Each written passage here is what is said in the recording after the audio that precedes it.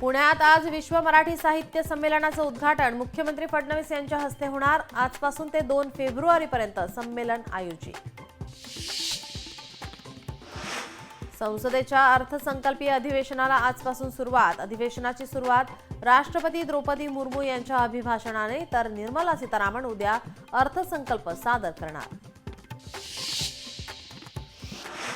उपमुख्यमंत्री एकनाथ शिंदे यांची आज सासवड येथे आभार सभा।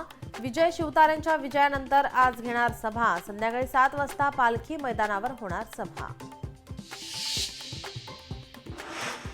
कुंभमेळ्यातील चेंगराचेंगरीची न्यायालयीन चौकशी होणार। चौकशीसाठी 3 सदस्यांच्या न्यायिक आयोगाची स्थापना। चौकशीसाठी आयोगाला 1 महिन्याची मुदत। पंजाबचे मुख्यमंत्री भगवंत मान यांच्या घरावर निवडणूक आयोगाची धाड। दिल्लीतील घरावर धाड टाकल्याचा आम आदमी पक्षाचा आरोप। चेंबूरमध्ये मेट्रोच्या अर्धवट बांधकामाचा काही भाग कोसळला। सुमननगरमधील सोसायटीवर बांधकामाचा भाग कोसळल्याने रहिवाशांमध्ये भीतीचं वातावरण।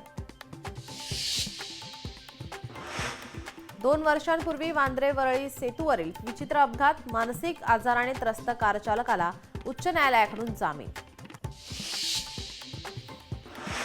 भिवंडीत 9 बांगलादेशी महिलांना अटक। बांगलादेशी विरोधात कोणगाव पोलीस ठाण्यात गुन्हा दाखल।